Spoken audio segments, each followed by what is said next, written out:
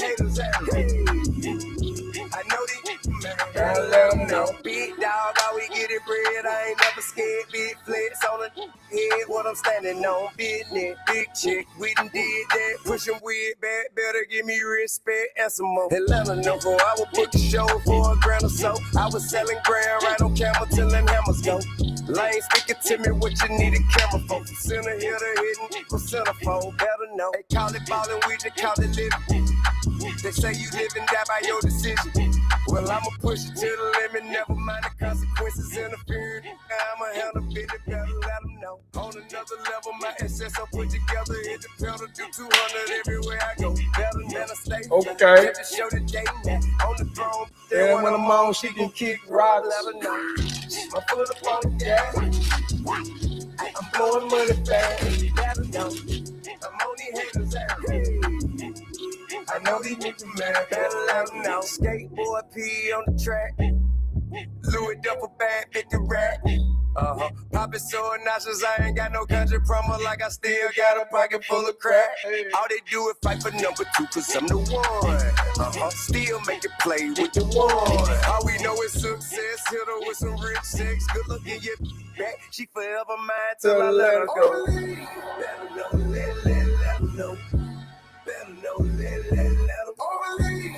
Better know, let them know. Better know, let them believe. I pull up on the gas. I'm blowing money fast. Better know. I'm on these haters out. I know these niggas, man. Better let them know. Man, T.I., peace and love, y'all.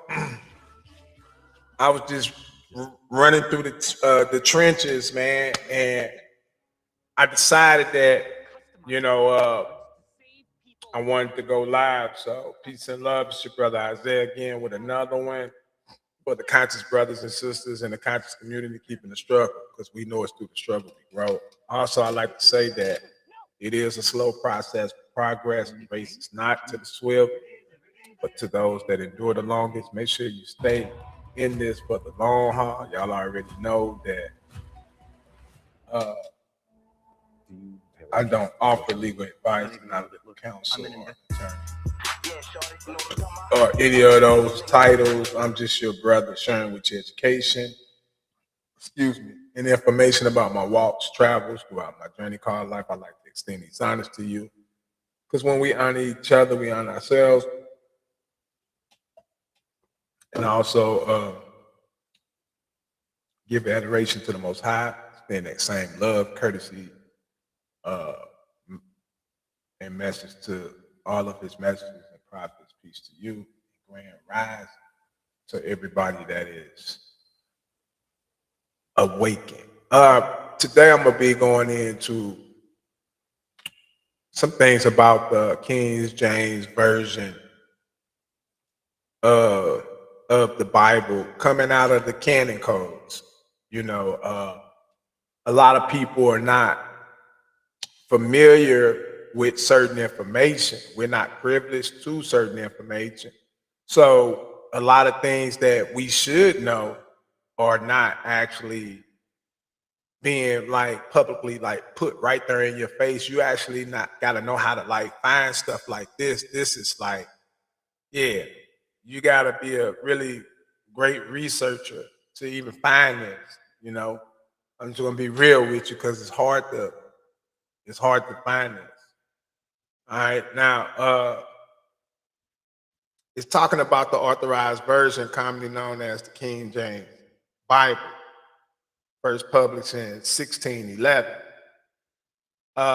Subsequently, significantly modified and redented in later editions, right?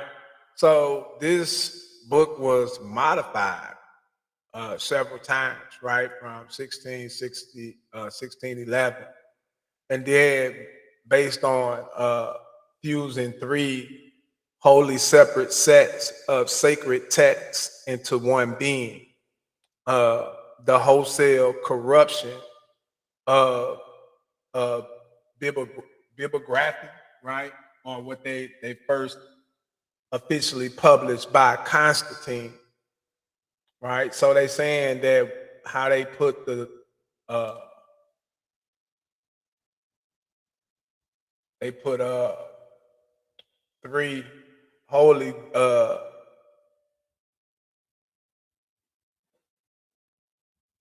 different parts into one, right? And basically they saying that it was infamous and unholy, right?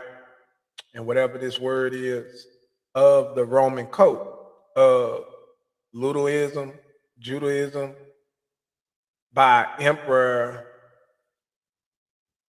whatever that name is, and then as Lucifer. So whoever this person was acting as Lucifer in the 771 CE and 3, the Talmud Sabbath, also known as Satan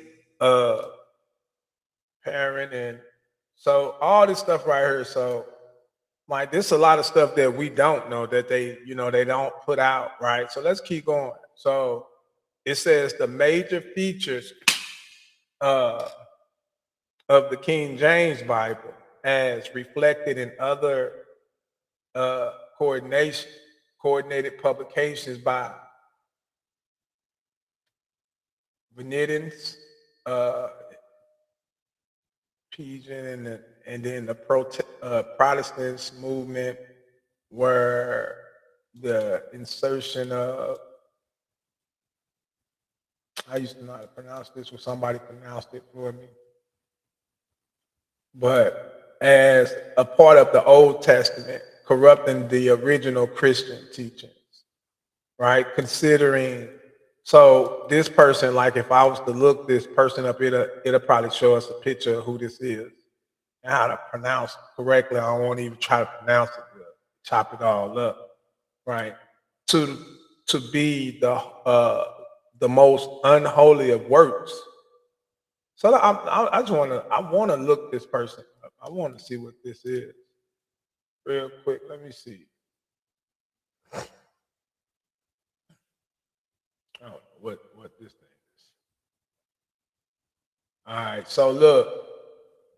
So this is what they saying right here. See this? So when we click on this,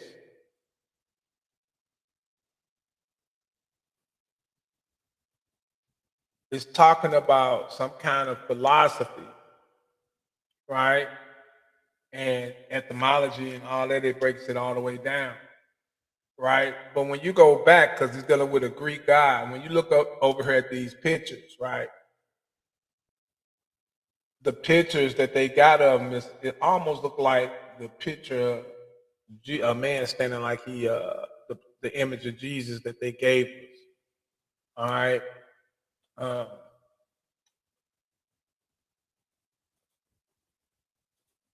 but that's pretty much what that's. Let me make sure.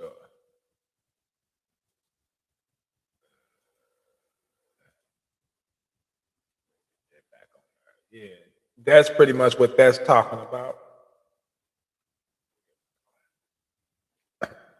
And then it says the creation of the Gospels, including the Gospel of the Wolf, Luke, as key, and the wholesale rewriting of the epistles of the Christians church to become the writings of the head Satanists of Tarsa, ancient Greek for hell, known as Paul as the Antichrist, to the gospel teachings of Christ and the return of whatever this is, symbols of crucifixion, blood sacrifice in the story of Jesus, including the return of Osiris mythology, of the rising of the dead, and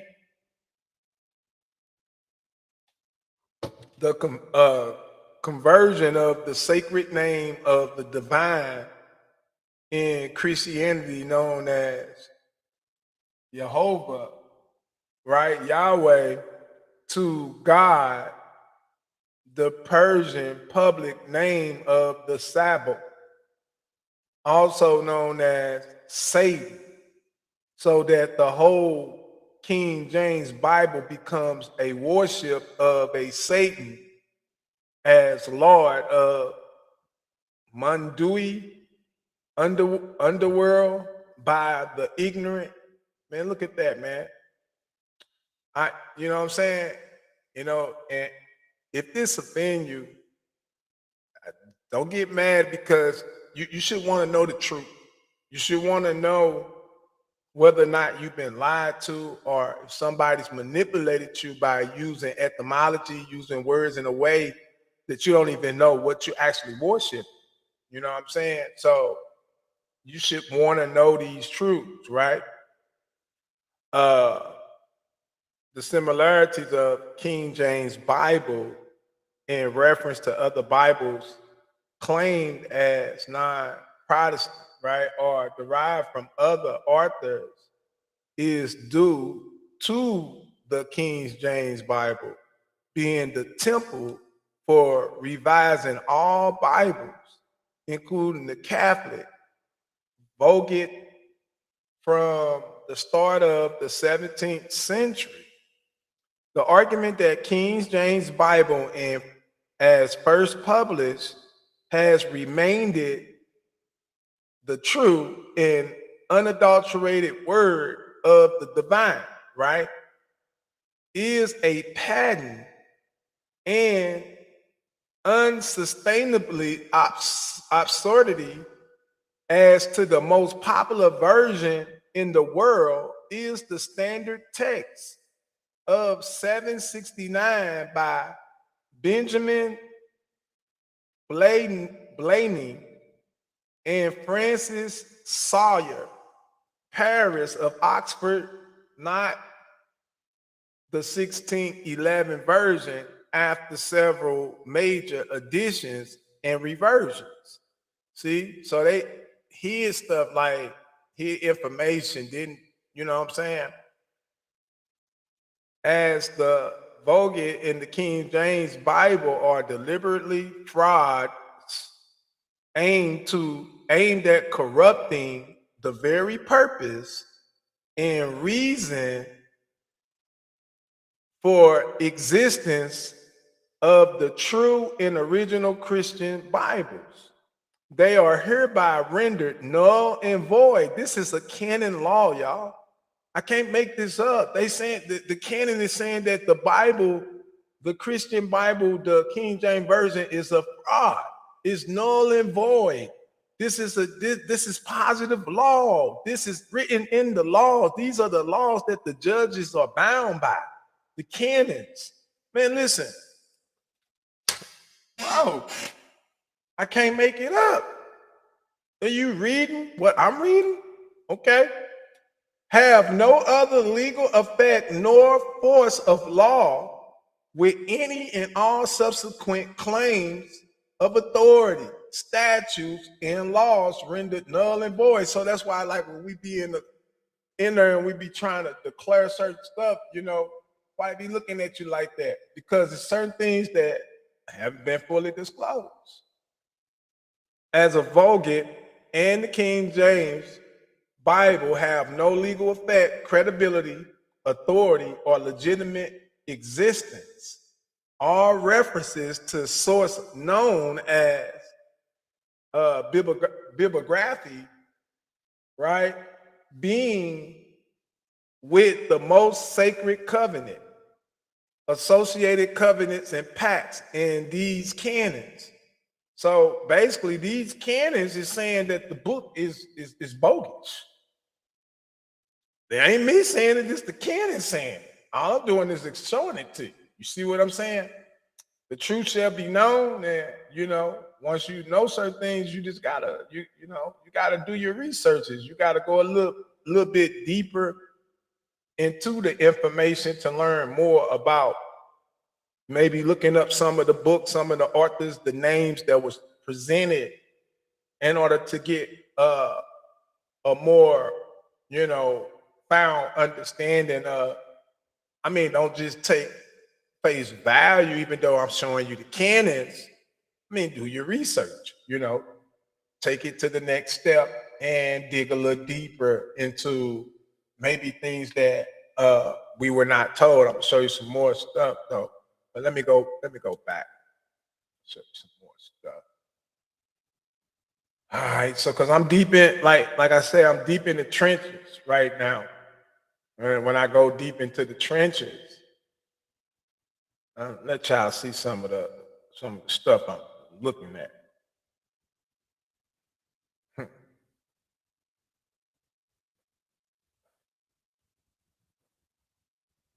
All right, look at some of this law.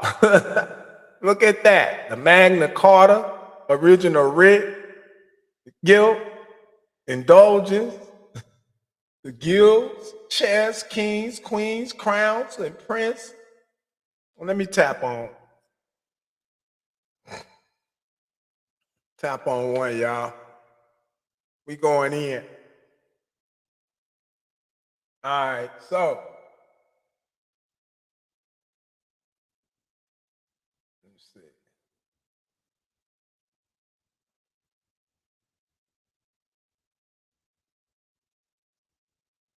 All right, so all of this is dealing with territorial law.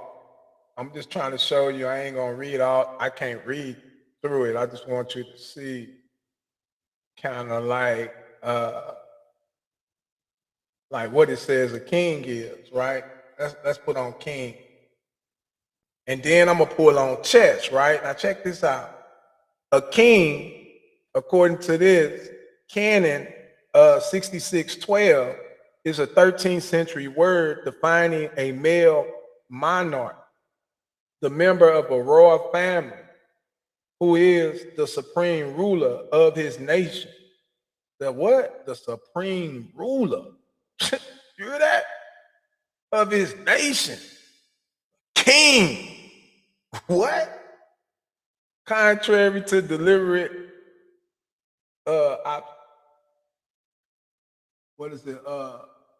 obfuscation, the word king is derived from an ancient, I can't pronounce that word, term, kena, meaning slave master or slaver, of the king or the kin, meaning slaves.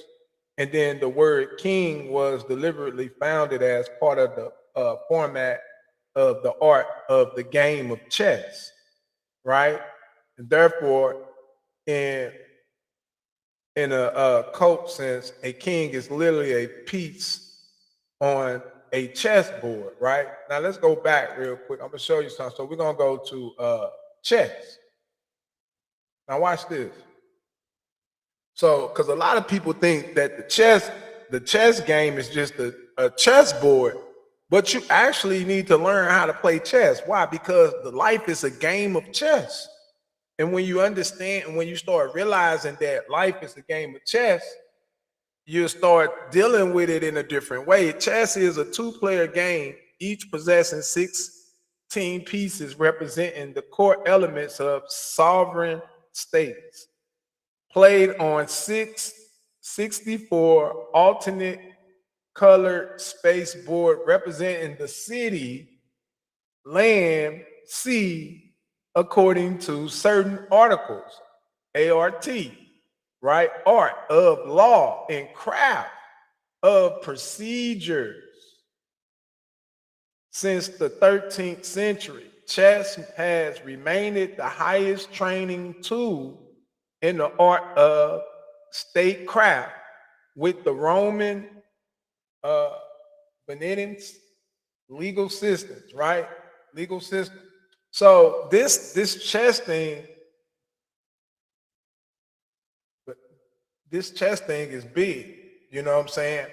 And everything they doing is they operating it just like a chessboard. So if you know how to play chess, you know how to move on the board. And then they treat the cities, the property, all that stuff just like how you play chess, right? And it goes deeper into all of that, you know, the rooks, it breaks down, right? The rook, it says the king, rook, pawns, being laborers, workmen and farmers, i.e., estate workers, right, and land servants. So like the word estate, like I click on the word estate, right? It's gonna take us to what it's gonna tell us what estate means, right? So I'm gonna click on the word estate uh and see what it pulls up for us to read. So when I read this, you know, it gives me a totally different concept of a lot of different things. I knew they was gonna do that. Let me go back and try it again.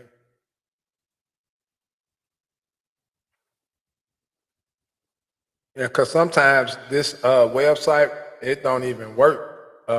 Like if when I come on here and try to share, it'll do stuff like this to where like it's blocking stuff or not allowing me to share certain stuff. Like, but it should go through. All right. So from the 14th century, uh, French, a state of a physical condition as regards to the structure of a country, supreme civil power, and slash or government as a personality. So an estate is the government acting as a person. So you know how when they take us to court and they say the state versus you, so they giving the state an entity a personality. Okay, and that's basically what they've done to all of us. They've created entities and made us be the personality of the entity. You see what I'm saying? But they created a personality called the state itself from the 13th century. Latin status meaning state equals circumstances, conditions, and a temporary attribute of person or a thing, right? From the 15th century, a state acquired the additional meaning property slash asset attributed to a person or thing subject to a higher legal authority.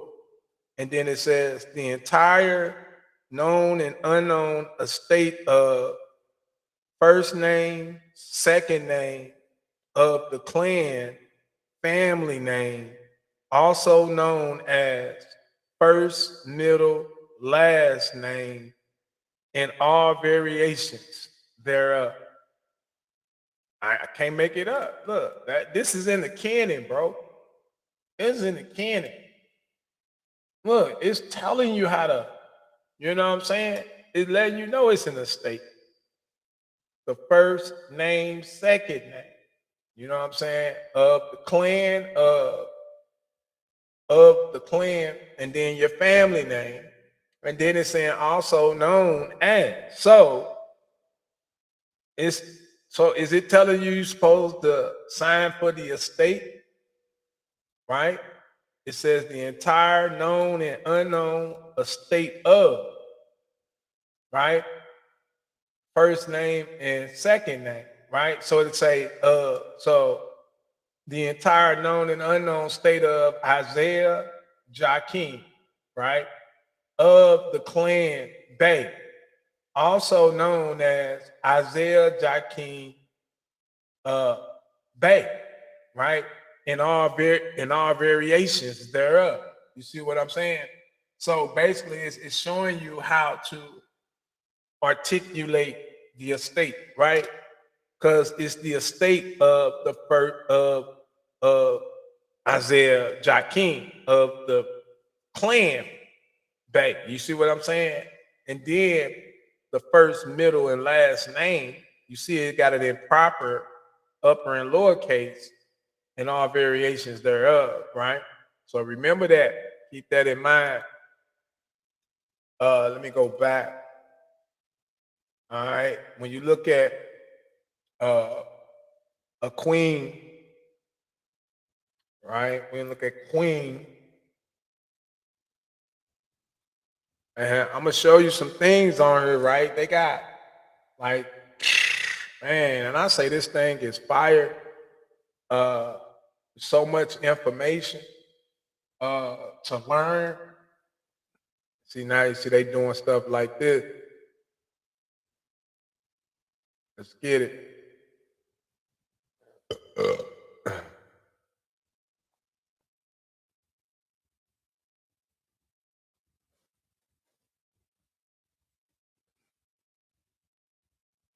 All right, so a queen is a 13th century word defining either a female monarch or a member of a royal family who is the supreme ruler of her nation or the wife of a widow of a king, right? The word queen appears to be a derivative of the ancient Caucasian word nu, meaning pride, prize. Contrary to misapplication, the word queen does not automatically denote the feminine. The word queen was deliberately founded as part of the foundation of the art and game of chess from 1223 CE. Therefore, in the occult sense, a queen is literally a piece on a chessboard. Wow. Right. Wow. You see that? See, you learn something new every day. You learn something new. And that's what it's all about. All about getting a full understanding now. I'm just going through a few definitions, but y'all, we finna get to some juice now. We finna get to some juice real quick. Let me yeah, we sure about to get to some juice.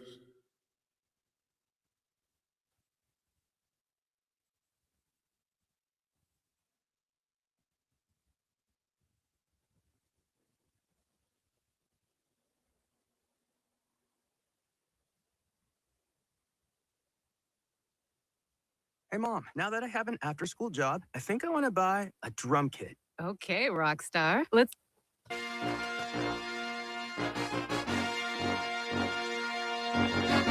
Okay.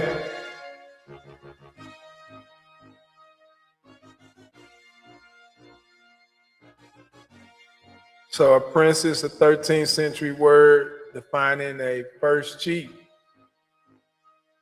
The word prince is derived from the Latin word princeps, meaning first chief. The word prince was deliberately founded as part of a formation of an art of the game of chess from 1223, right, CE. Therefore, in an occult sense, a prince is literally one of the 16 pieces of a chessboard, now known as pawns. Okay? So it's important that you know these things, right? Because this is what these things really mean. Now, I can go into a lot of this stuff, like you see Freemasonry, you see Commonwealth law forms, all these different things, but we're going to tap on this right here. We want to know about this Roman person. You see what I'm saying? Because it might be something.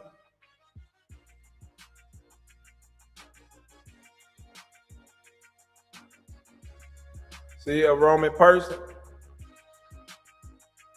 It's also commonly known as a person.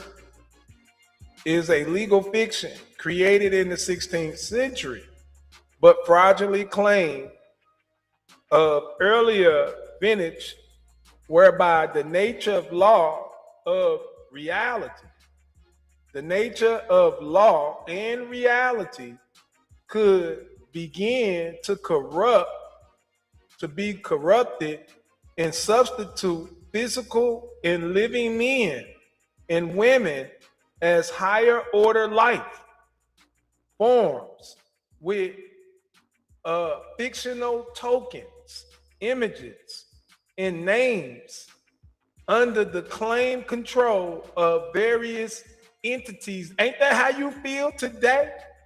Like you being controlled by entities under your name and your information? Huh? Ain't the Roman person? Let's read it again, y'all. Roman person. Also commonly known simply as person. In the code, it tells us that a person is a individual, corporation, LLC. Remember all this stuff when you doing business, right? Is a legal fiction created in the late 16th century, right? But fraudulently claimed of earlier vintage, whereby the nature of law in reality could begin to be corrupted and substitute physical and living men and women as higher order life forms. Higher order. So you have a higher order of life, but you're being substituted by a thing with fictional tokens, images, right? They're using images and physical tokens to deceive you and names under the claim control of various entities. See what I'm saying? The first invention. Hold up. So it says that the first invention. When it's hard to know The first. What the heck? This body. it's easy to believe in nothing. You can believe in better with Stonyfield.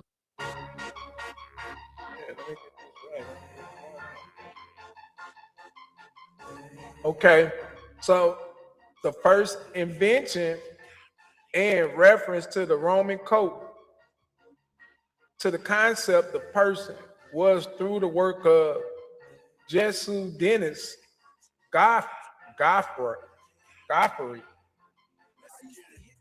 or what is it? Godfrey.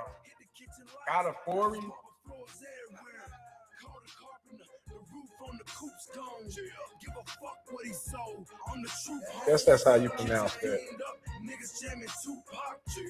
In the holy, fictitious, and fraudulent work known as Corpus Luris Civilis or CIC, right? So, Godfrey.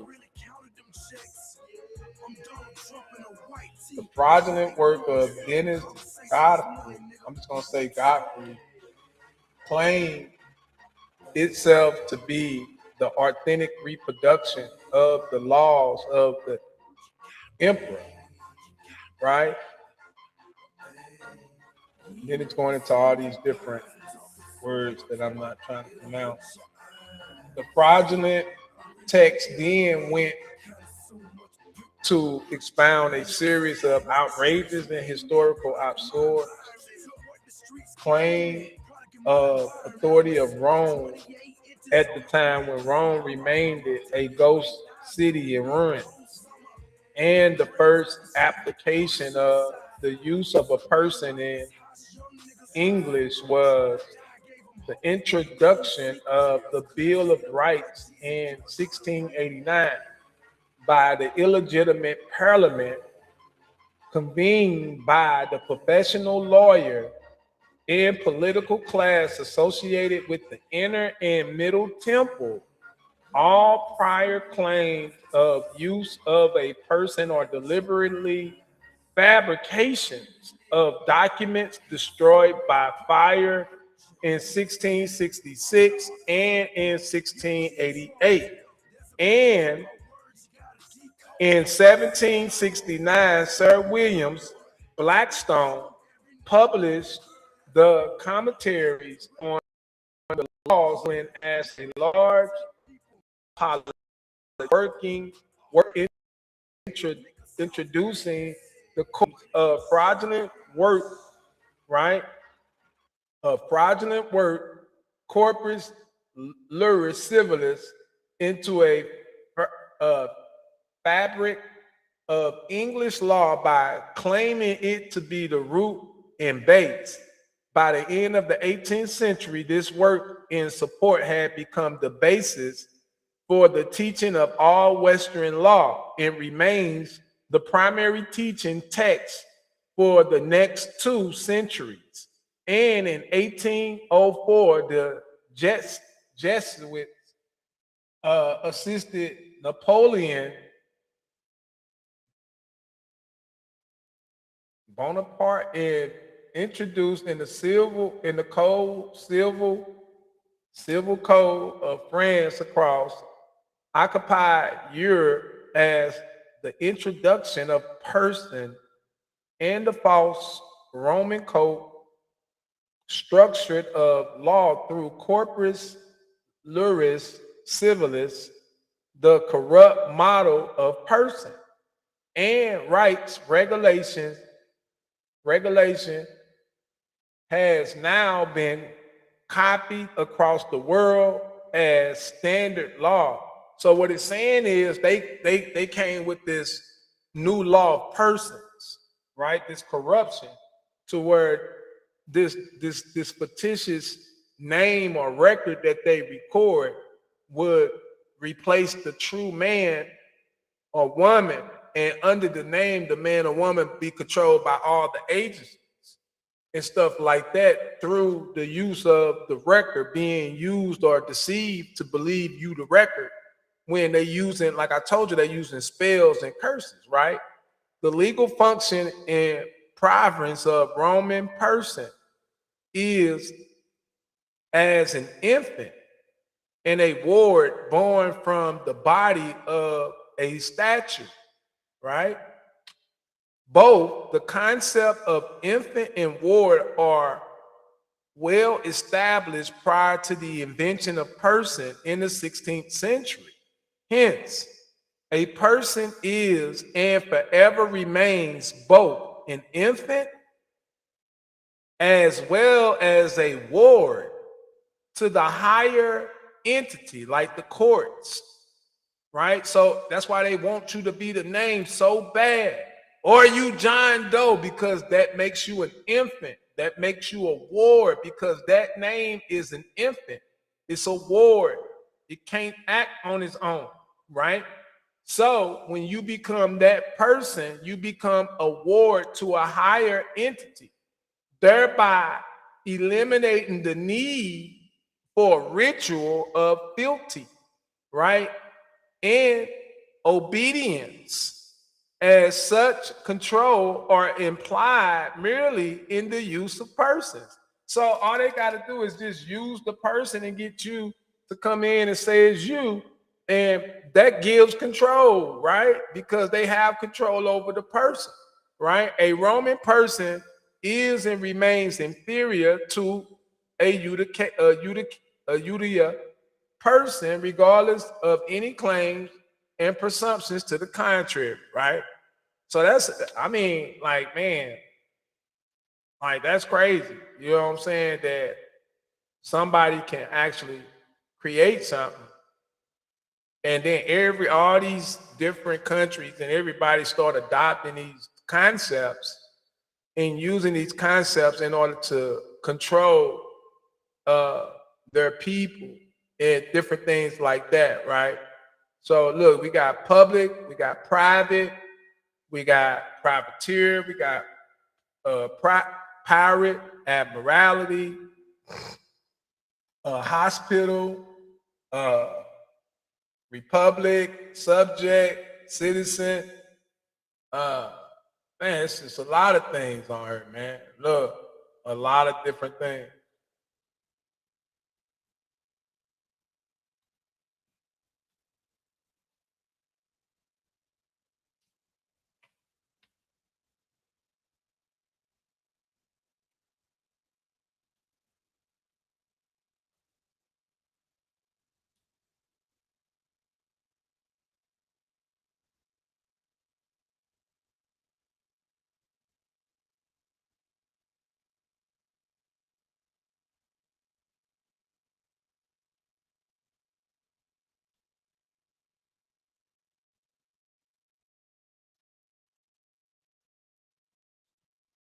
Oh man. Let me damage it. So it just basically go into all what, it's a lot of Just trying to show you some of the stuff that's here.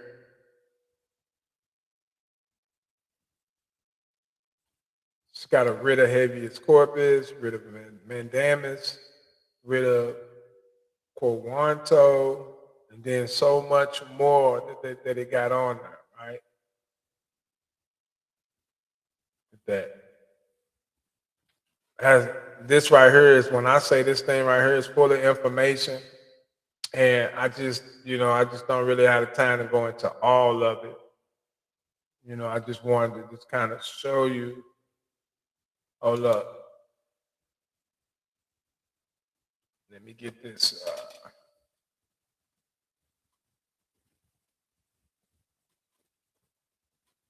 Time.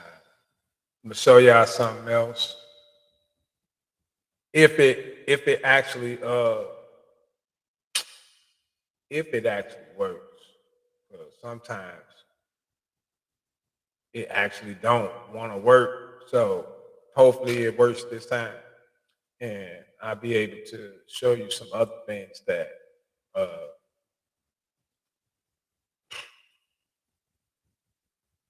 very, very, very powerful.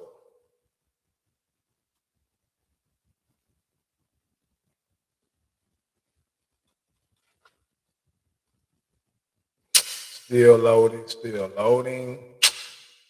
Sometimes this stuff takes a little minute. And it's got like an alphabet where I can go through like all the A's, the B's. You can actually join. Man, when I say they got some fire on this, man, this thing right here is so full of information. And I'm talking about some yeah, some on some next level type.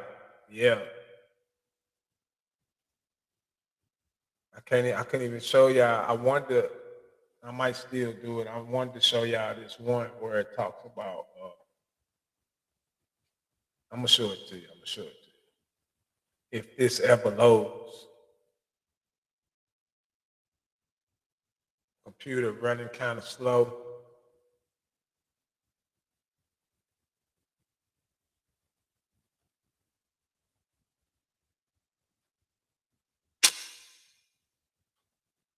I tell you. Ain't be no slower.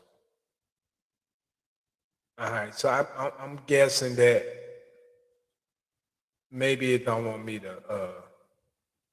It don't want to give me that. So I'm gonna see if I can find this. This.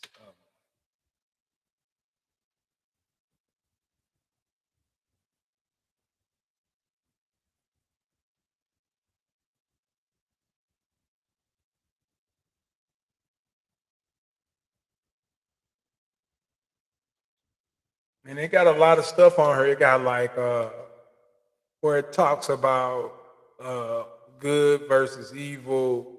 Uh, it talks about, and it gives you a different perspective uh, on these topics than what we probably normally know of, as far as the way that we was taught, like through the Bible or through, the Quran or something like that.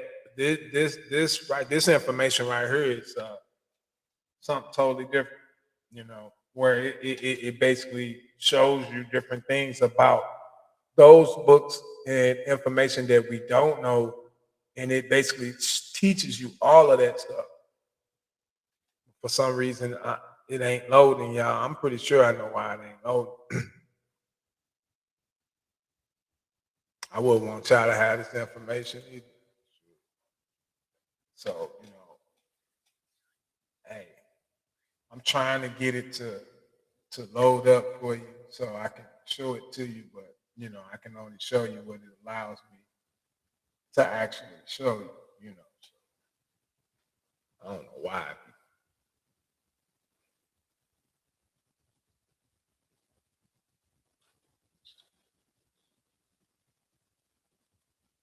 Yeah, it ain't gonna load, y'all. Yep. Yep. I guess I'm gonna have to stop right there then on that one. I don't think it's gonna allow. Let me see if it'll allow me to pull those.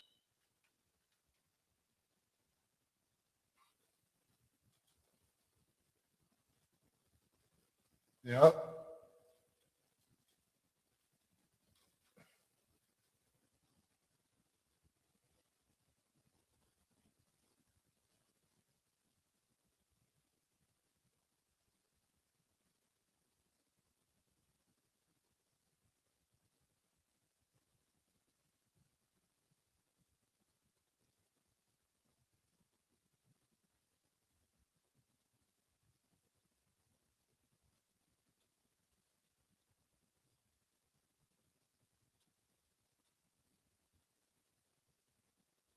Okay.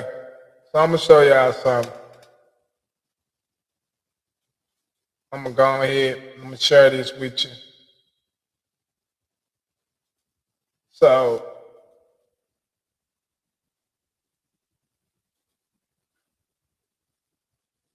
we're gonna read discharge of an account debtor, notification of assignment, identification and proof of assignment, restrictions on assignment of accounts, chattel paper, payment intangibles, and promissory notes, and effective, subject to subsection B through I, an account debtor. Let's make sure we understand what that is, right? So an account debtor, right here it says accession means goods, physically united with other goods. When looking up the account debtor, nowhere in here does it say consumer or man. When you look, you click on it, it starts talking about account. On here it's talking about what? Account means a right to payment. So it's some kind of account where somebody has a right to payment. Then you go to account debtor means the person obligated on the account. All right. It could be the name on the instrument or the person who signed on behalf of that name, chattel paper or general tangible. But it says right here, it does not include the person obligated to pay it, a negotiable instrument, right? Even if the instrument constitutes part of the chattel paper. So maybe it's another person and maybe he's supposed to pay a negotiable instrument for the chattel paper. I don't know. Maybe that's what that's trying to say. Let's go back. All right, let's go back. So now we know that an account debtor deals with somebody who's obligated on an account, uh, but it doesn't include the person who is obligated to pay the account. All right, so the account debtor would not be the man paying; it would actually be the named person in the instrument responsible for the obligation on an account or chattel paper or a payment intangible. It may discharge its obligation by paying the assigner, right? The one that issued them the instrument until, but not after, the account debtor receives a notification authenticated, right, by the assigner or an assignee that the amount due or to become due has been assigned, right? And that payment is to be made to the assignee, right? After receipt of notification, the account debtor may discharge its obligation by paying the assignee and may not discharge the obligation by paying the assignor, right? When a notification ineffective subsection to the subsection 8, notification is ineffective under subsection 8 if it does not reasonably identify the rights assigned, to the extent that the agreement between the account debtor and the seller of the payment intangible limits the account debtor's duty to pay a person other than the seller and limits limitation is effective under law other than this article, or at the option of an account debtor if the notification notifies an account debtor to make less than the full amount of the installment or other period payment or periodic payment to the assignee if only a portion of the account, chattel paper, or payment intangible has been assigned to that assignee. A portion has been assigned to another assignee, or an account debtor knows that the assignment to that assignee is limited, and proof of assignment, if requested by the account debtor, an assignee shall seasonably furnish reasonable proof that the assignment has been made unless the assignee complies. The account debtor may discharge its obligation by paying the assignor, right? Even if the account debtor has received a notification under subsection A. Terms restricting assignment generally ineffective, except as provided in subsection A, 2A 303 and 9407, and subject to subsection H. A term in an agreement between an account debtor and an assigner, right? Or in a promissory note is ineffective to the extent that it forbids, restricts, or requires the consent of the account debtor or person obligated on the promissory note to the assignment or transfer of, or the creation, attachment, perfection, or enforcement of a security interest in the account, chattel paper, or payment intangible, or promissory note, or provides that the assignment or the transfer or the creation, attachment, perfection, or enforcement of the security interest may give rise to a default, a breach, right of recruitment, claim, defense, termination, right of termination, or remedy under the account, chattel paper, payment intangible, or promissory note. So what it's saying is, if like you enter into a contract with a lender that promises to lend you an amount, but he also is claiming a security interest in the same agreement, if that interest impedes on your rights to receive the amounts he promised to lend to you, to the point to where he's collecting it as a secured interest against the promise that you made, but the promise you made was based on him lending you that amount to pay with, then it's basically saying that you have a right of recourse. You have a right to cancel, terminate, rescind, or do any action in reference to the note, the chattel paper, or anything, because basically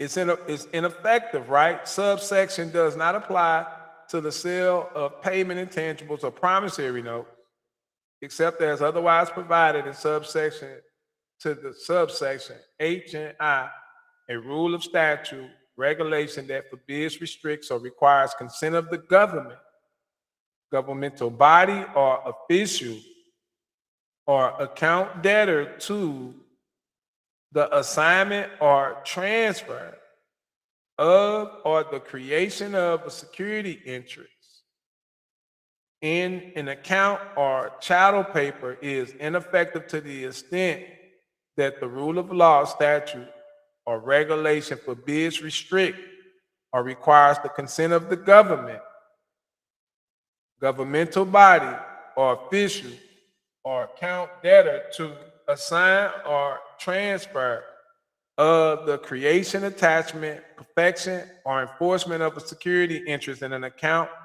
chattel paper, or provide that the creation, attachment, perfection, or enforcement of a security interest may give rise to a default, breach of right of recruitment, claim, defense, termination, right of termination, or remedy under the account or chattel paper, subject to subsection 8.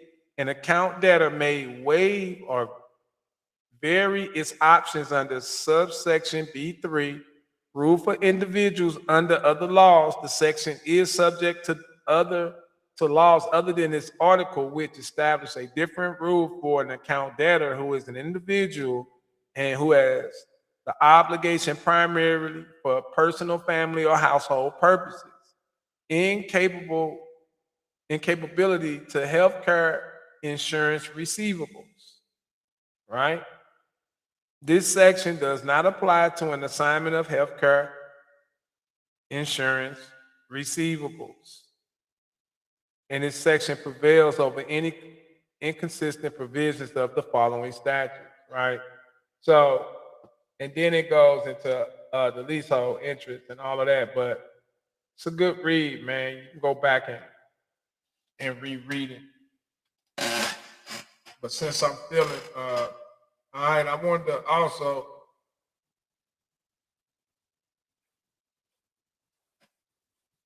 tack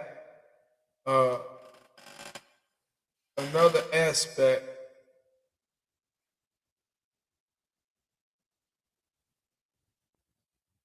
of what I'm actually presenting. Let me see if I got what I was looking for.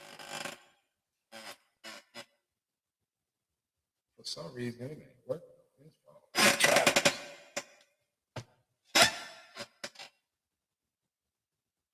It ain't working on that phone. I'm about to try it on this other phone real quick.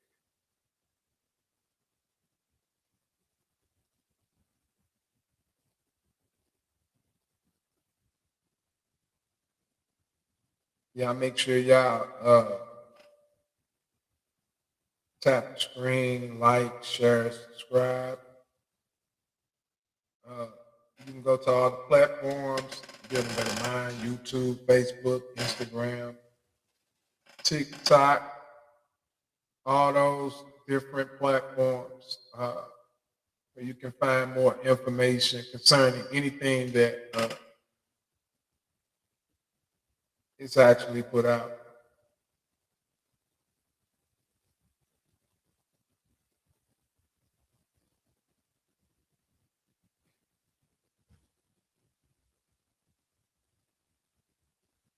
I'm looking for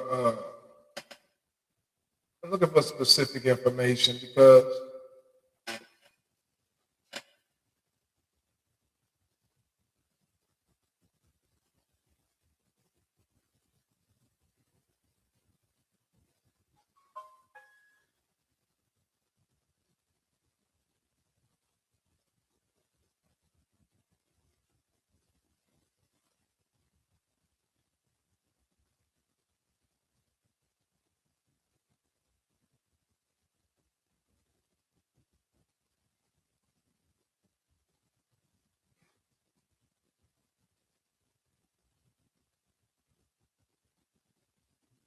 yeah,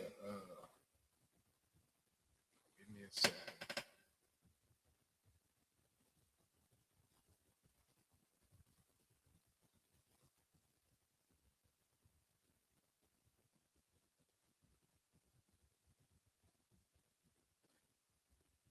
It's how it be when you got an enormous library of information. You know, I got like a very large library of information that I've collected over the years. And, you know, when I'm looking through my notes and stuff, I see so much information. Because, you know, I save I say different things for different purposes. If I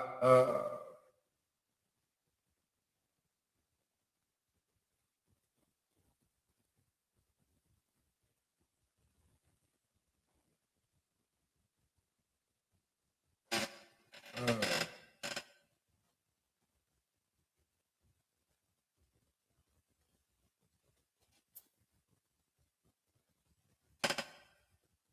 me a second. I'm still looking, y'all. I'm still looking. I'm almost there.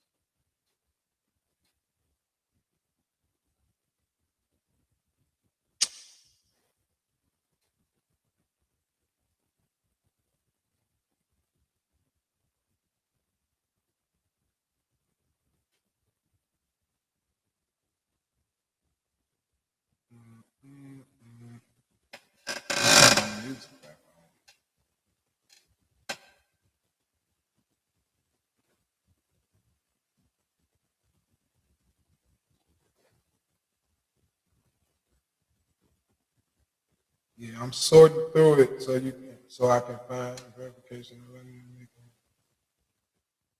request.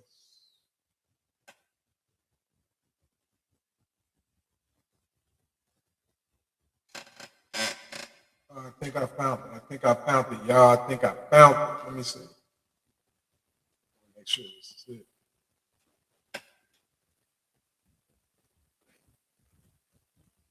I'm telling you, this information is so important that every time I click on it, at first when I first found it, I used to click on it, it used to pop right up.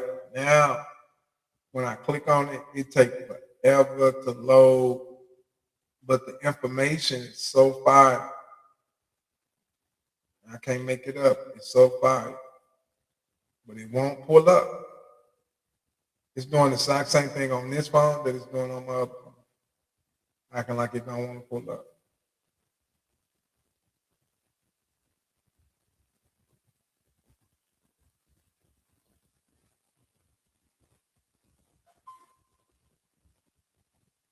Let's see. It looks like it's trying to do something.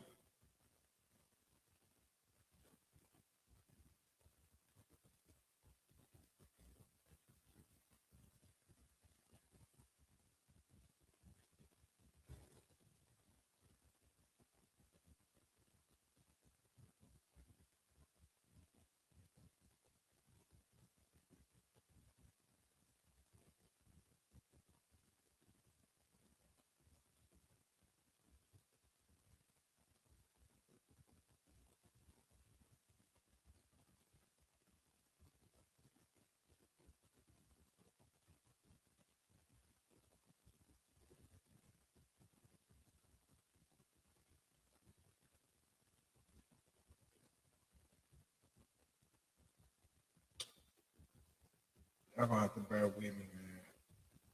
Like I said, I got a lot of stuff there.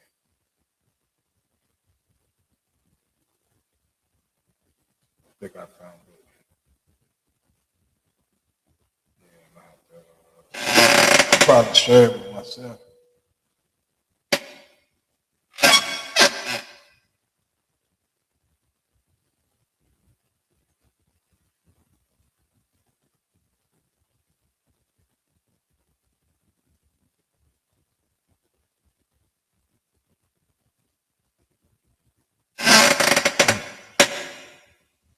Let's see if it did what it's supposed to do.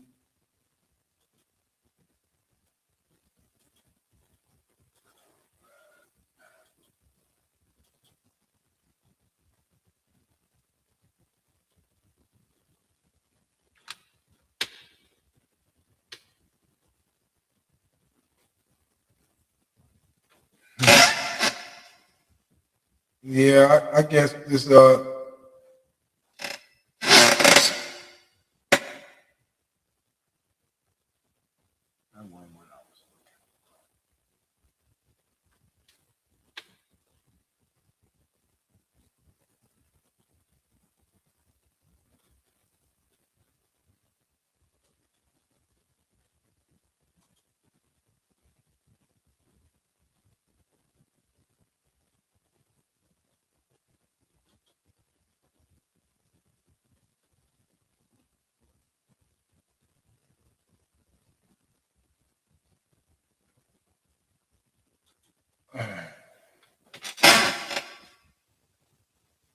yeah, I can't make it up, man. They won't even let me won't let me share it.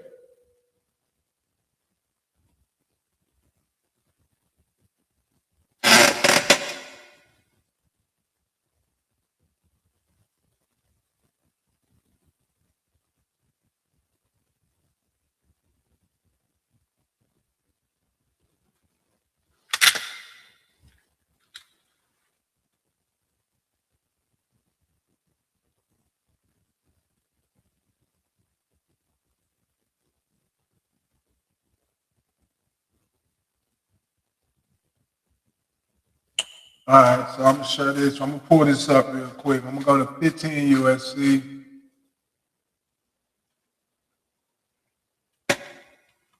15 USC.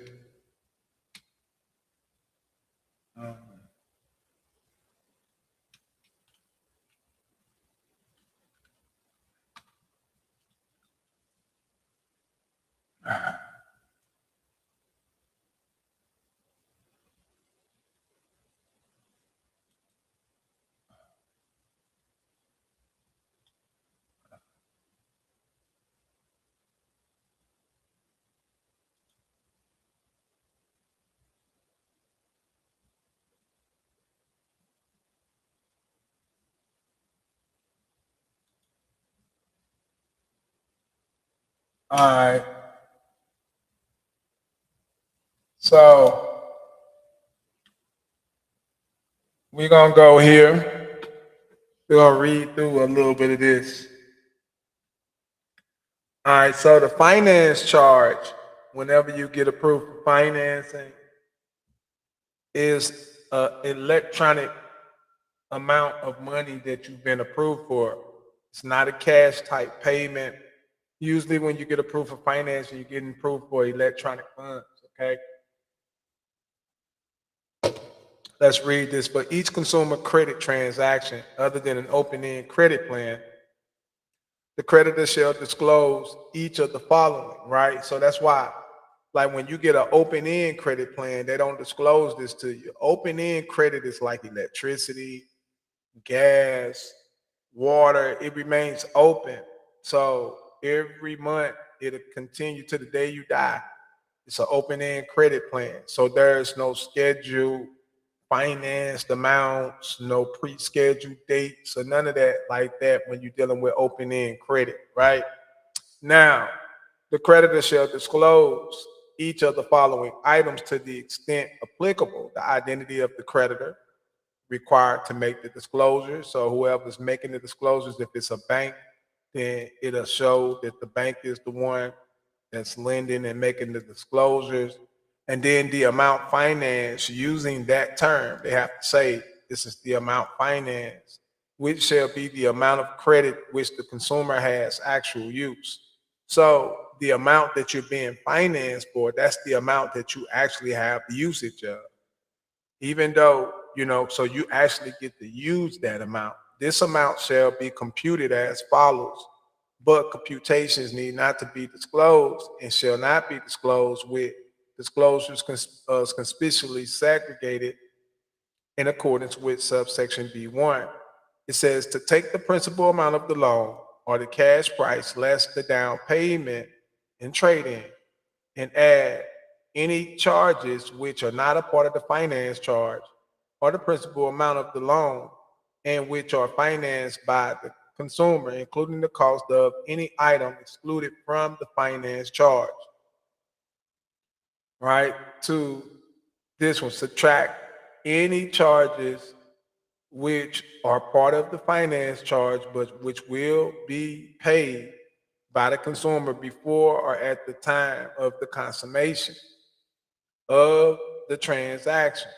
So it said it'd be paid before or at the time of the consummation of the transaction.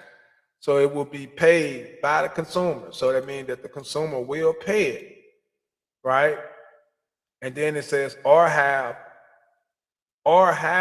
been withheld from the proceeds of the credit, right? In conjunction with the disclosures of the amount financed, the creditor shall provide a statement of the consumer's rights to obtain upon a written request, a written itemization of the amount financed. The statement shall include spaces for A, yes or no indication not to initial by the consumer to indicate whether the consumer wants a written itemization of the amount financed. Upon receiving an affirmation indication, the creditor shall provide at the time other disclosures are required to be furnished, a written itemization of the amount financed. Now watch this. For the purposes of this paragraph, itemization of the amount financed means a disclosure of the following items to the extent applicable. So when you say you want an itemization, this is what they got to give you. The total amount that will be paid directly to the consumer.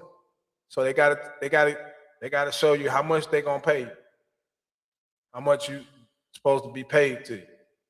The amount that will be credited to the consumer's account to discharge the obligations owed to the creditor. Wait a minute. What? They got to do what?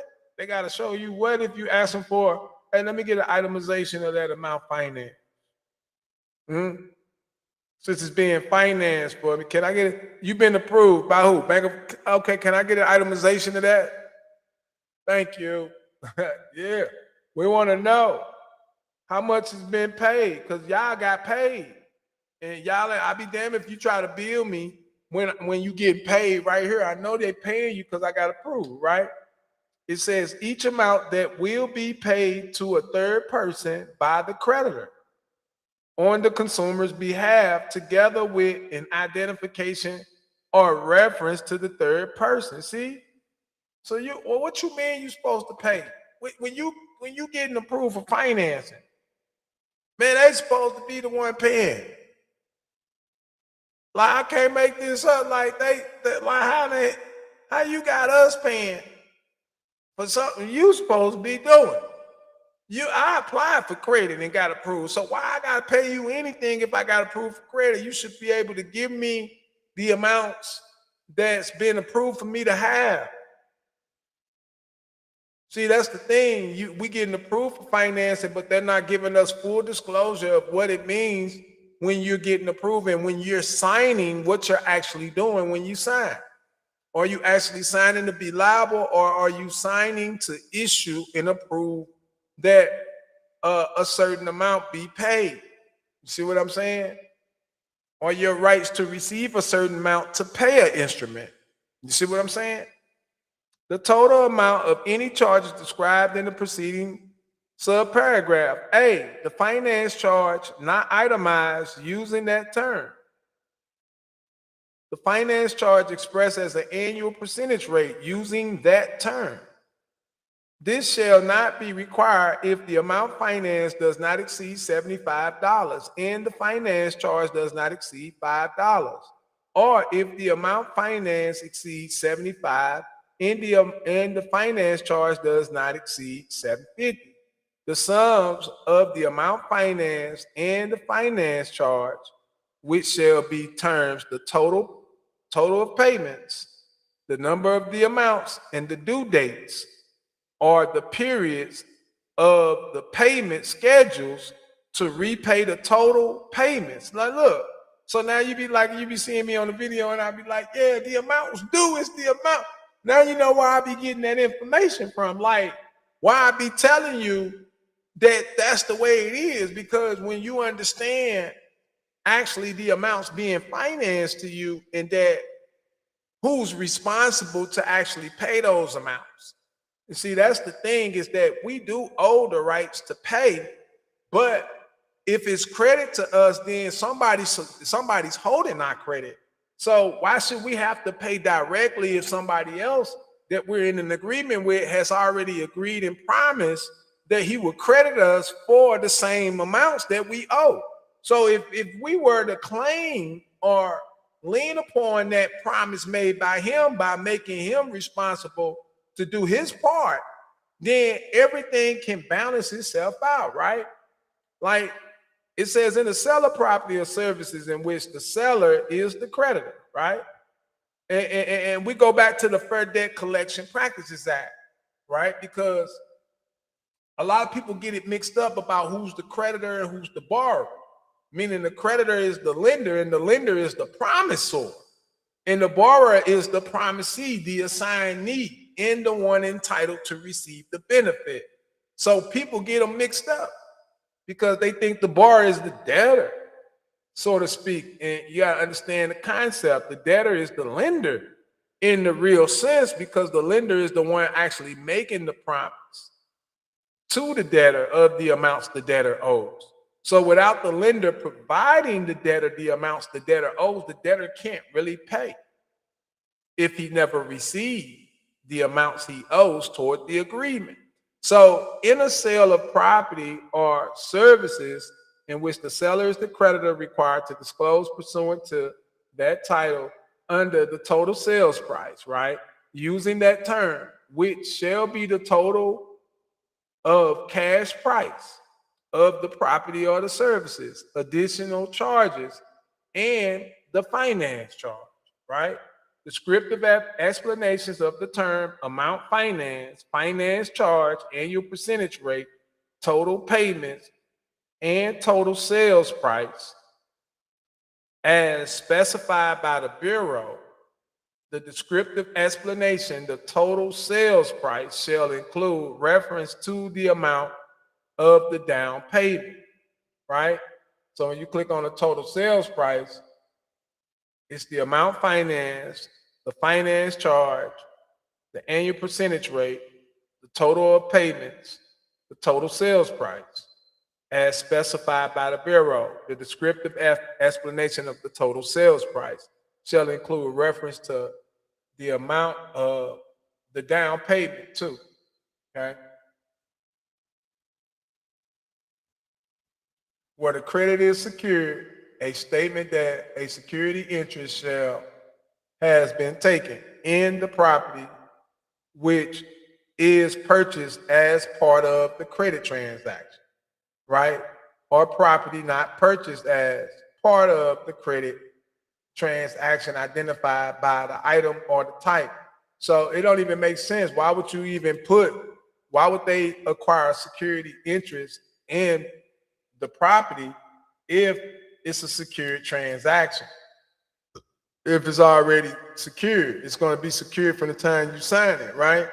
Any dollar charge or percentage amount which may be imposed by the creditor solely on the account of a late payment other than a deferral or extension charge, a statement indicating whether or not the consumer is entitled to a rebate of any finance charge upon refinancing or prepayment in full pursuant to the acceleration or otherwise if the obligation involves pre-computed finance charge.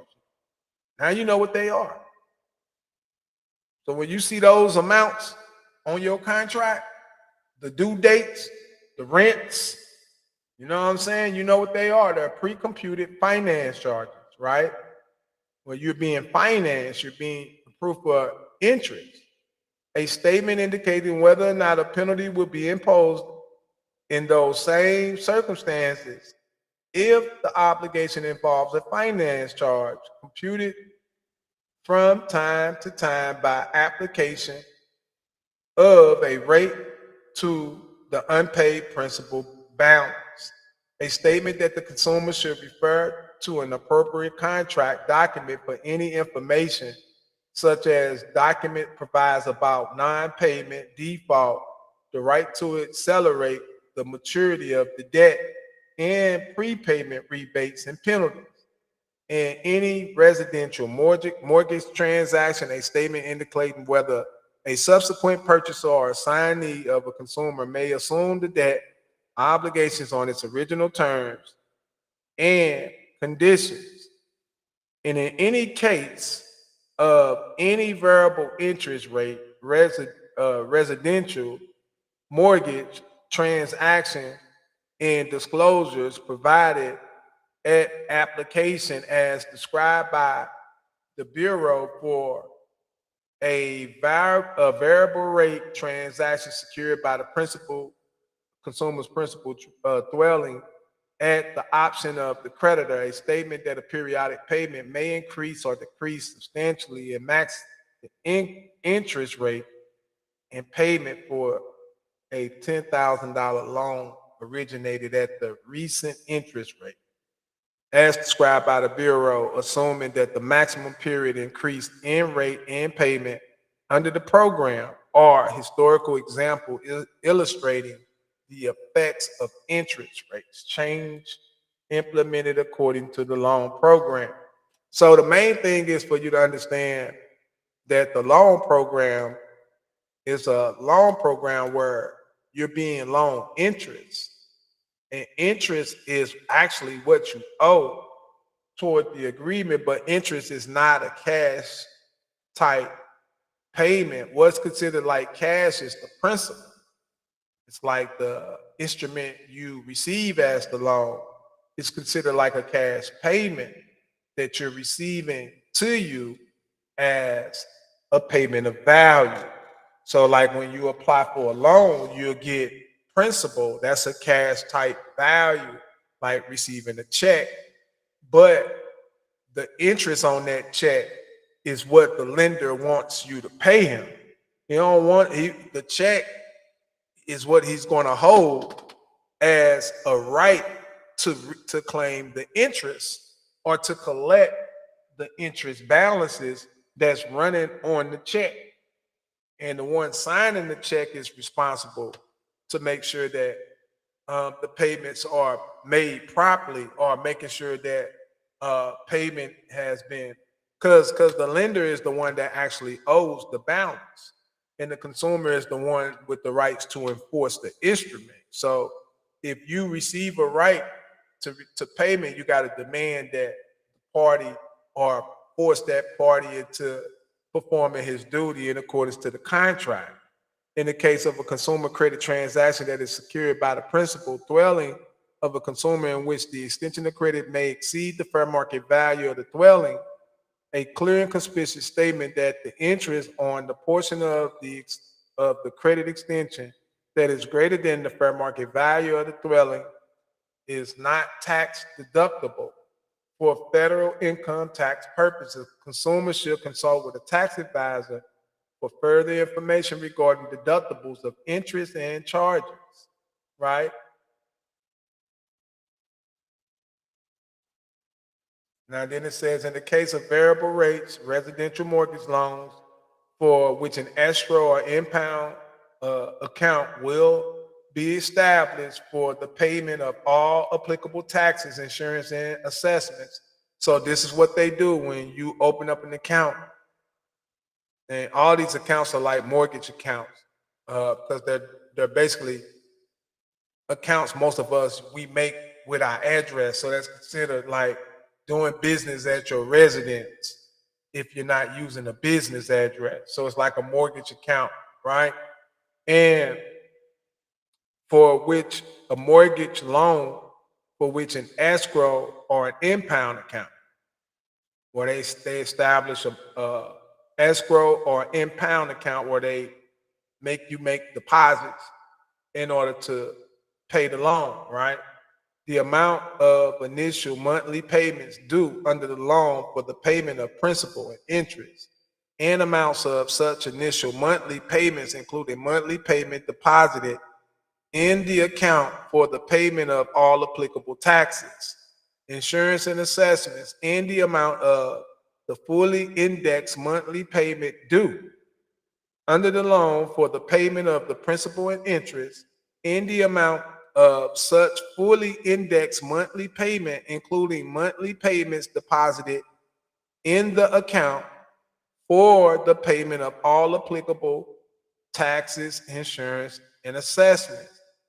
In the case of a residential mortgage loan, the aggregate amount of the settlement charges for all settlement services provided in connection with the loan, the amount of the charges that are included in the loan, and the amount of such charges the borrower must pay at closing, the approximate amount of the wholesale rate of the funds in connection with the loan, and the aggregate amount of other fees or required payments in connection with the loan. In the case of residential mortgage loan, the aggregate amount of fees paid to the mortgagee, a mortgage originator in connection with the loan, the amount of such fees paid directly by the consumer, and the additional amounts received by the originator from the creditor. So it's basically telling you at the time, like if you enter into a mortgage agreement, that creditor that's in the agreement with you automatically pays the mortgage originator automatically because he's paying on your behalf. In the case of a residential mortgage loan, the total amount of interest that the consumer will pay over the lifetime of the loan as percentage of the principal of the loan, such amount shall be computed assuming the consumer makes each monthly payment in full and on time and does not make any overpayment. See? So making sure that each installment, like when you reach a loan, you got to understand that you're entering into an interest payment, right? Agreement to where the principal note is your promise to pay the unpaid interest associated with it. And when you signing those notes, right, you're agreeing to pay, but your payment is being made at the time of signing the note. At the time when you get approved, the lender, the whoever approves you, pays all the amounts to the lender to fund the agreement. Forms and timings, I mean, you can go on and on. This goes pretty, it goes all pretty deep. So like I said, I can't read everything, but you know, uh, you want to go in here and kind of read through it a little bit, and and then go a little bit more into studying it. This type of information, it ain't really something you just want to read. It's really something you want to kind of study, analyze. You want to look up the terms, phrases, tap on some of the sections, and you might even read other aspects of different things, like it's saying the Real Estate Settlement Procedures Act. You might want to tap into that, see what that's about.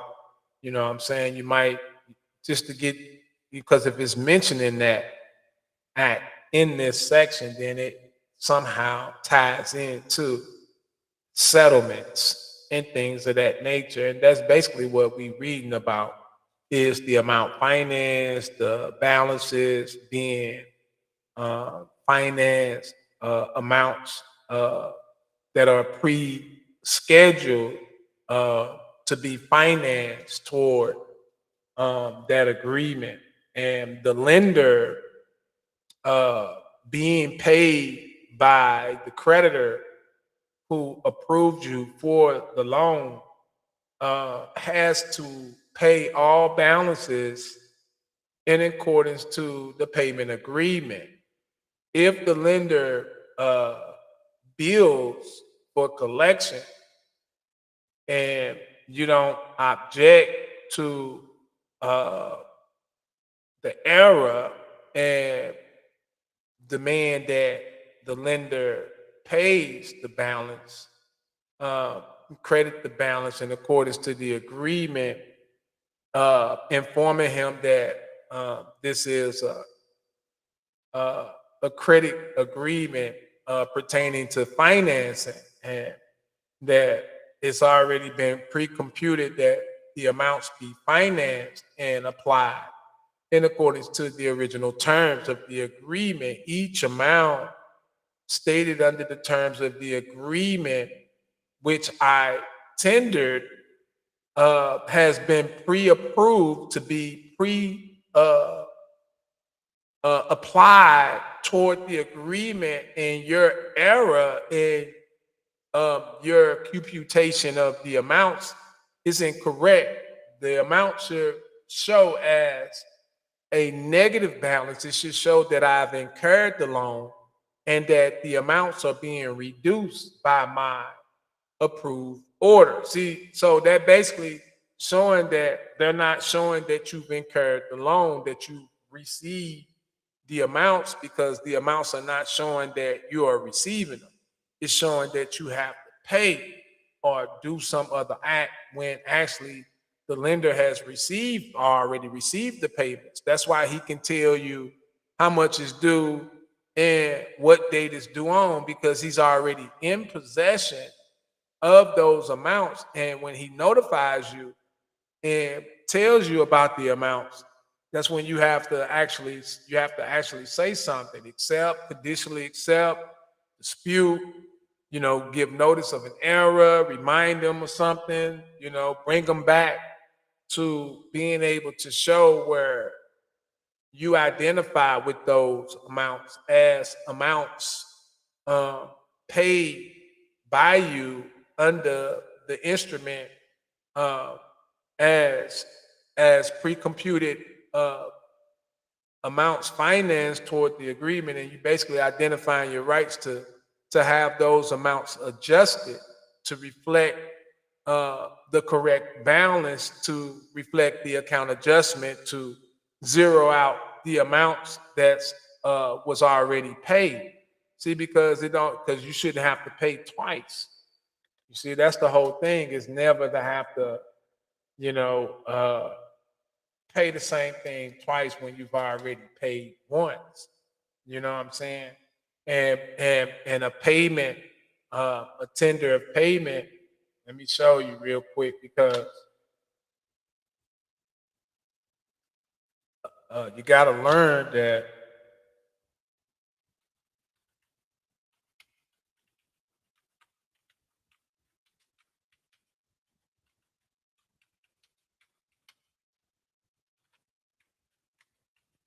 all right, so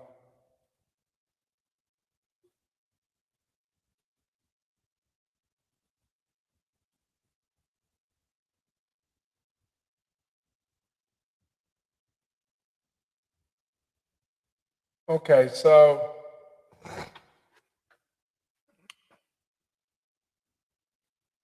let me share this.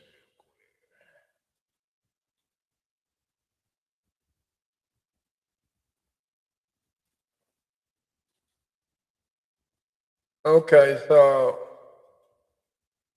tender of payment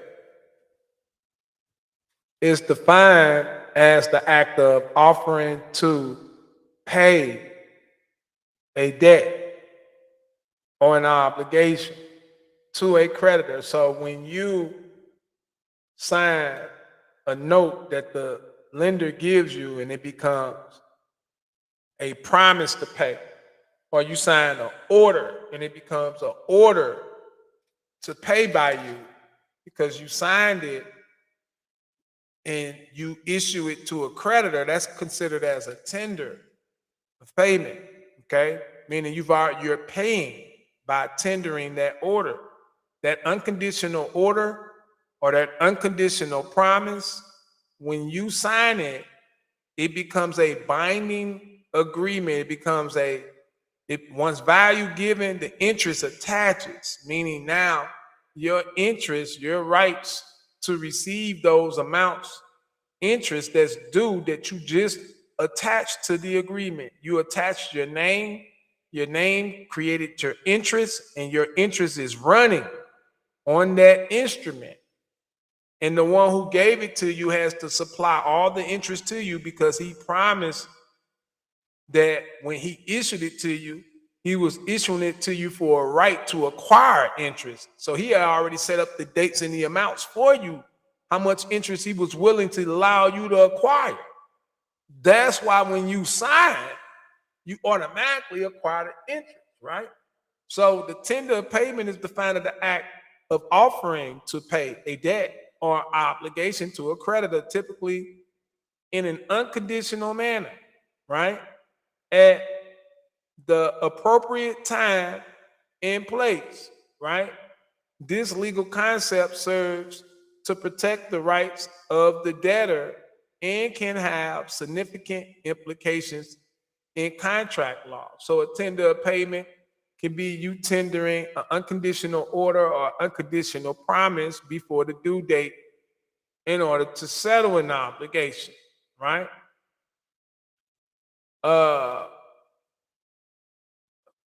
Let's go right here. So the if tender of payment of an obligation to pay an instrument is made to a person entitled to enforce an instrument, right?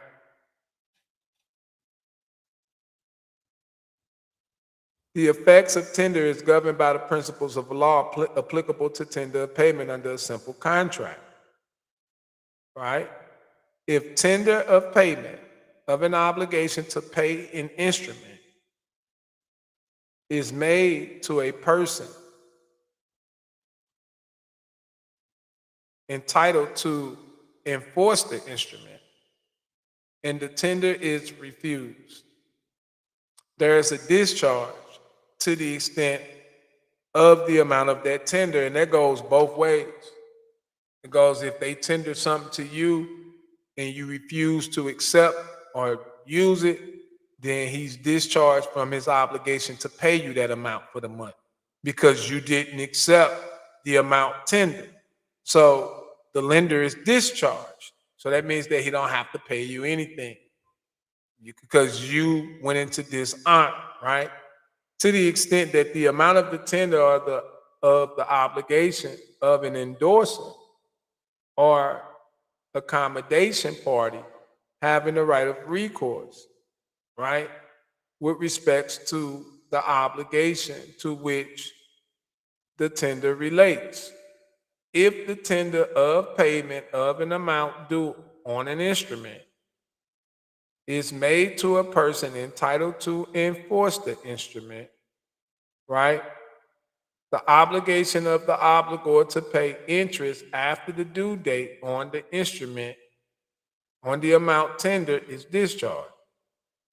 If presentment is required with respects to an instrument, right, and the obligor is able and ready to pay on the due date at every place of payment stated in the instrument, the obligor is deemed to have made tender of payment on the due date to the person entitled to enforce the instrument, right? So whenever the obligor receives an instrument where an amount is due by a due date, the obligor has the right to enforce the instrument against the obligation that it incurs to the person who actually presented the instrument to the obligor, right? Presentment means a demand made by or on behalf of a person entitled to enforce an instrument, right? To pay an instrument made to the drawee or a party obligated to pay the instrument, or in the case of a note or accepted draft payable at a bank, right? To the bank or to an accepted draft made to the drawee. The following rules are subject to Article 4, agreement of the parties and clearinghouse rules. Presentment may be made at the place of payment of the instrument and must be made at a place of payment if the instrument is payable at a bank in the United States. May be made by any commercial or reasonable means, including an oral, written, or electronic communication, is effective when the demand for payment or acceptance is received by the person to whom presentment is made, right? And is effective if made to any one or two makers, acceptors, drawees, right, or payers. Upon demand of the person to whom presentment is made, the person making presentment must exhibit the instrument, give reasonable identification, and if presentment is made on behalf of another person, right, reasonable evidence of authority to do so. So if you acting for a trust, you got to issue a trust. If you acting for a company, you got to give articles or board meetings or member meetings or something to prove that you got authority to act for the company. You got to give something, right? And sign a receipt on the instrument for any payments made or surrendered the instrument if full payment is made.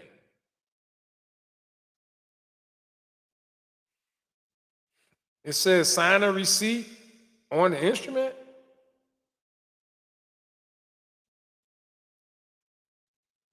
Sign a receipt on the instrument. Let's look this up. For any payment made or surrender, I got to look this phrase up real quick. All right, so when a person entitled to enforce a negotiable instrument, such as a check, note, or a draft, makes presentment for payment, they must exhibit the instrument. They must exhibit the instrument to the party obligated to pay it, right? Provide reasonable identification. And if acting on behalf of another, reasonable evidence of the authority, right? Sign a receipt on the instrument for any payments made. Surrender the instrument if full payment is made. So when it says sign a receipt means what? The payer or their agent must sign the instrument itself, usually in a designated receipt or payment field, acknowledging that the payment has been made. The signature serves as proof that the payer has received the instrument and is discharging their obligation. Hold up. If the payer refuses to sign, the presenter may be required to surrender the instrument to the payer if full payment is made. Surrender of the instrument if the payer has made full payment and the presenter is entitled to enforce the instrument, the payer may return the instrument to the presenter. Surrender is valid method of discharging under the UCC, as it shows the payer has fulfilled their obligation. Intended matters. The act of signing a receipt or surrendering the instrument must be done with the intent to discharge the obligation.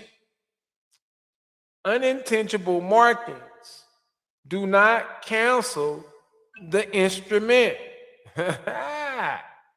The requirements to sign a receipt or surrender applies only if the payer has made full payment, right? Cutoff, if presentment is made after the payer's cutoff hours, right, may be treated as occurring on the next business day. When you present a check for payment, the bank, as your payer, will sign the check, right, and the paid or receipt bill, and return it to you, or you may be instructed to sign a receipt stub. This satisfies the UCC presentment and payment requirement. Okay? So that's basically what it's saying.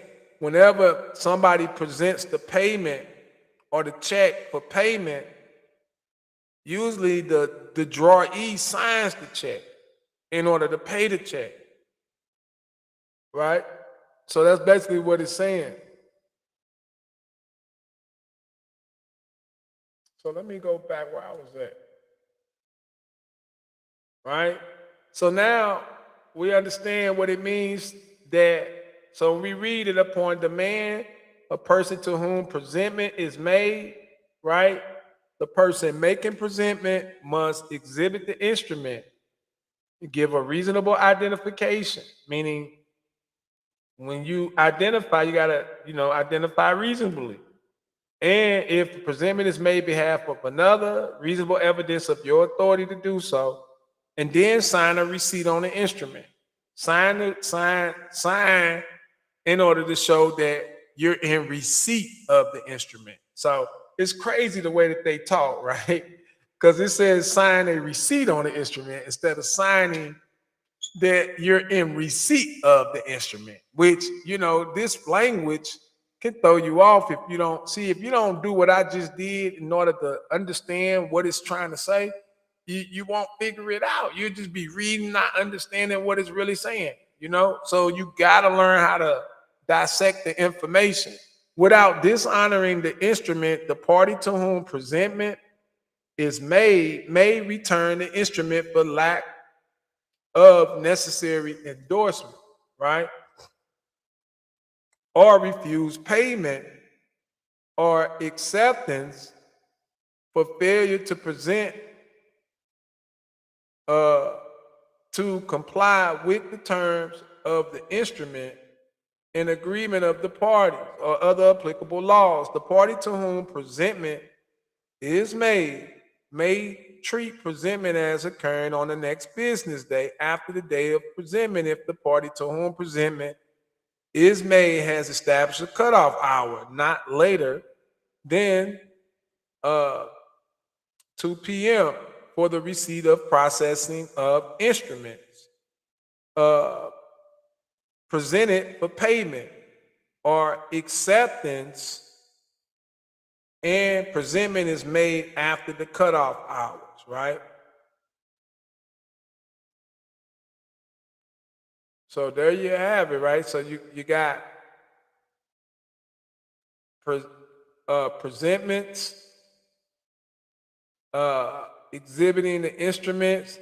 So one of the most important things is signing the receipt upon the instrument. Without, like what we just read, it's basically saying if you don't sign the instrument, then if you don't sign the instrument, that's one of the most important elements. Is signing the instrument in order to present the instrument for payment, right?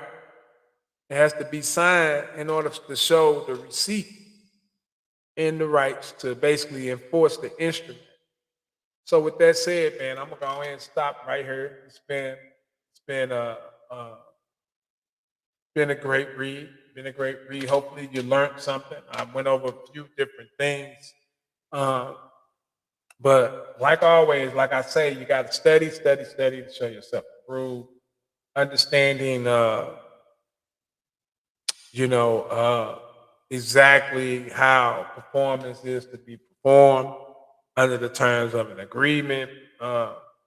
understanding the proper way of making presentment in order to settle your obligations with a lender or a creditor. With all of that said, man, I'm gonna go ahead and bring this one to a closure. Thank you for tuning in. Make sure that you like, subscribe, share the live out. If you'd like to learn more, you can follow us at buildingbetterminds.info. Go to YouTube, Facebook, Instagram, even TikTok. You can find us on all those platforms, and make sure you subscribe to our channels and check us out, man, because we got a lot of great things going on, and we're constantly bringing great information to the forefront to help bring more awareness to the people about a lot of different concepts and things that we are not privileged to on a day-to-day basis. So you guys continue to study, stay blessed, stay prayed up, and I'll catch you guys in the next one. Salute to all the real ones. Moderate.